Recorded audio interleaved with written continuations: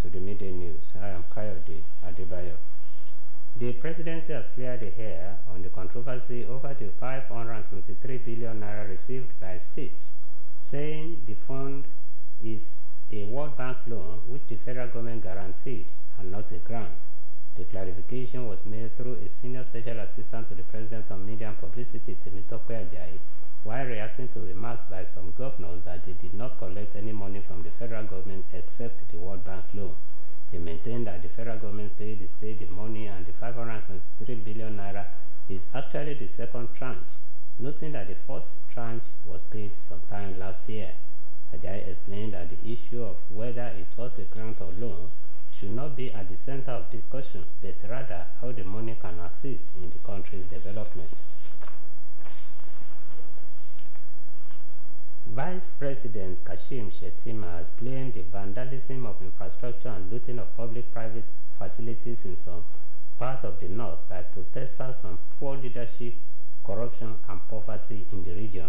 The Vice President spoke at the graduation ceremony of 20 indigent pupils of Awuwa Memorial School, owned by Amma Foundation, where he was represented by a special advisor on political matters, Dr. Hakim Baba Hamed.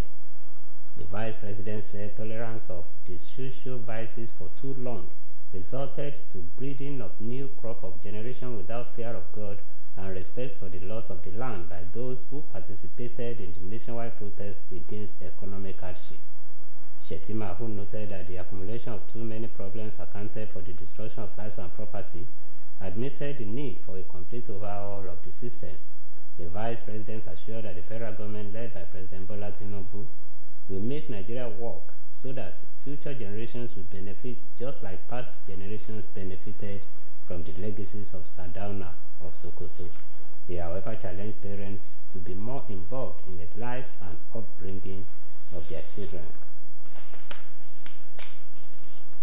The federal government has taken another decisive step to boost food security and protect agricultural investments in the country. Special Presidential Assistant Olusegun Dada, who announced the initiative, said it will ensure the safety of farmers who have been increasingly targeted by violent attacks. He further said that the government has deployed over 10,000 agro-rangers in 19 states and the Federal Capital Territory to offer security to farmers and farmlands. Dada said the agro-rangers will mediate in conflicts between farmers and herders and prevent the destruction of farmlands across the country. He said government's focus on agriculture as a pillar of national development is further underscored by the anticipated arrival of over 5,000 sophisticated farming equipment, which will be distributed to farmers. According to him, the equipment will boost the cultivation of over 10 million hectares of land, aligning with the administration's ambitious goals to enhance food production and curb the rising food inflation crisis. The Senate and the House of Representatives has denied fixing the salaries of their members. The chairman of the Senate Committee on Media and Public Affairs, Adeyemi Adaramodu, said the Nigerian Senate is petrified by the startling story of determining its own salaries and receiving a special fiscal package from the presidency. Also speaking, the deputy spokesman of House of Representatives, Philip Agbese, said neither both chambers of the National Assembly nor its management fixed the salaries of lawmakers. Agbese, who reacted to recent comment by Chief Olusegun Obasanjo, said the former president was using the past to pass judgment on the present. He explained that the current House of Representatives, under the leadership of Speaker Tajuddin Abbas, is concerned about the welfare of Nigerians. On the allegation that President Tinubu gave 100 million naira and 200 million naira to members of the National Assembly, Agbese said such a thing did not happen. He said President Tinubu is getting the support of the National Assembly through effective diplomacy and consultation. The Independent Corrupt Practices and Other Related Offences Commission has arrested some top officials of the National Art Commission over alleged mismanagement or diversion of the 90 billion naira released by the federal government to subsidize the 2024 Hajj pilgrimage to Saudi Arabia. The officials were arrested in their offices and taken to the anti-graft agency's office following their failure to honor earlier invitations extended to them by the ICPC. A source at the commission added that the officials were interrogated for hours on the 90 billion naira subsidy for pilgrims upon their arrival at the anti-graft agency's office. When contacted, the spokesperson for the anti-graft agency, Ademola Bakare, confirmed that the officials were brought to the ICPC's office. Bakare, who denied that the ICPC shut down the NACON office, added that the officials had since been released after meeting their bail conditions while investigation continued. Now to sports. Minister of Sports Development John Eno has said the country's apex body has swung into a review process for Nigeria's poor performance at the Paris 2024 Olympic Games as the country looks forward to the Paralympics, which begins this month. Eno, who had earlier commented on Team Nigeria's poor performance at the multi-sport event, took to X to further admit that the outing could have been better.